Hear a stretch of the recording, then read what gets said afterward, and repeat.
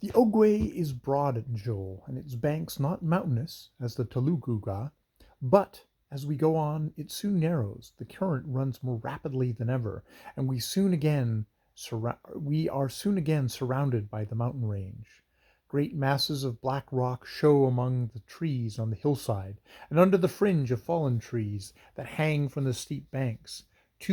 Hours after leaving Najol, we are facing our first rapid. Gray, great, great black masses of smooth rock rise up out of the whirling water in all directions. These rocks have peculiar appearance, which puzzled me at the time. But in subsequently getting used to it, I accepted it quietly and admired. When the sun shines on them, they have a soft light blue haze round them, like a halo. The effect produced by this, with the forested hillsides and the little beaches of glistening white sand, was one of the most perfect things I have ever seen. We kept along close to the right-hand bank, dodging out of the way of the swiftest current as much as possible. Ever and again we were unable to force our way round projecting parts of the bank, so we then got up just as far as we could to the point in question, yelling and shouting at the tops of our voices. Mabeau said, "Jump for the bank, sar," and I up and jumped, followed by half the crew. Such banks, sheets, and walls, and rubbish heaps of rock, mixed up with trees fallen and standing. One appalling corner I shall not forget, for I had to jump at a rock wall and hang on to it in a manner more befitting an insect than an insect hunter, and then scramble up it into a close-set forest, heavily burdened with boulders of all sizes. I wondered whether the rocks or the trees were there first. There is evidence both ways, for in one place you will see rock on the top of a tree, the tree creeping out from underneath it, and in another place you will see a tree on the top of a rock, clasping it with a network of roots and getting its nourishment, goodness knows how, for there are by no means tender, digestible sandstones, but uncommonly hard nests and quartz, which has no idea of breaking up into friable small stuff, which only takes on a high polish when it is vigorously sanded and canvassed by the Ogwe. While I was engaged in climbing across these promontories, the crew would be busy shouting and hauling the canoe round the point by means of the strong chain provided for such emergencies fixed on to the bow. When this was done, in we got again and paddled away until we met our next affliction. Bobo had advised me that we should spend our first night at the same village that Monsieur Allegre did, but when we reached it, a large village on the north bank, we seemed to have a lot of daylight still in hand, and thought it would be better to stay at one a little higher up, so as to make a shorter day's work for tomorrow, when we wanted to reach Kondo Kondo. So we went against the bank just to ask about the situation and character of the upper river villages.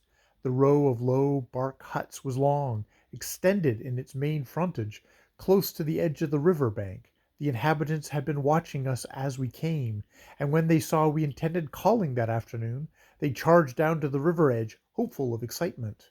They had a great deal to say, and so had we. After compliments, as they say, and in excerpts of diplomatic communications, 3 of their men took charge of the conversation on their side, and Mabeau did ours.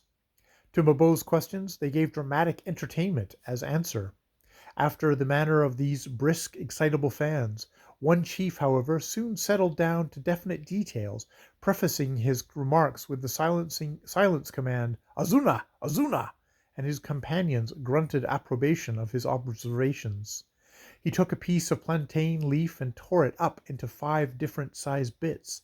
These he laid along the edge of our canoe at different intervals of space, while he told Mabeau things, mainly scandalous, about the characters of the villages these bits of leaves represented, save, of course, about bit A, which represented his own.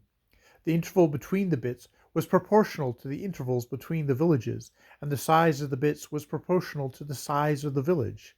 Village number 4 was the only one he should recommend our going to. When all was said, I gave our kindly informants some heads of tobacco and many thanks.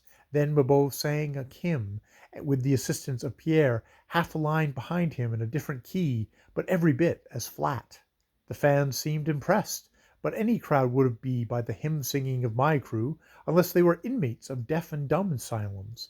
Then we took our farewell and thanked the village elaborately for its kind invitation to spend the night there on our way home, shoved off, and paddled away in great style just to show those fans what iguas could do. We hadn't gone 200 yards before we met a current coming round the end of a rock reef that was too strong for us to hold our own in, let alone progress. On to the bank I was ordered, and went. It was a low slip of rugged, confused boulders and fragmented rocks, carelessly arranged, and evidently under water in the wet season. I scrambled along, the men yelled and shouted and hauled the canoe, and the inhabitants of the village, seeing we were becoming amusing again, came, legging it like lamplighters, after us, young and old, male and female, to say nothing of the dogs. Some good souls helped the men haul, while I did my best to amuse the others by diving headlong from a large rock on which I had elaborately climbed into a thick clump of willow-leaved shrubs. They applauded my performance vociferously, and then assisted my efforts to extricate myself, and, during the rest of my scramble, they kept close to me with keen competition for the front row in hopes that I would do something like it again. But I refused the encore, because, bashful as I am, I could not but feel that my last performance was carried out with all the superb recklessness, abandon of Sarah Bernhardt, and a display of art of this order should satisfy any African village for a year at least. At last I got across the rocks on to a lovely little beach of white sand, and stood there talking, surrounded by my audience, until the canoe got over its difficulties, and arrived almost as scratched as I, and then we again said farewell and paddled away, to the great grief of the natives, for they don't get a circus up above Nojol every week, poor dears.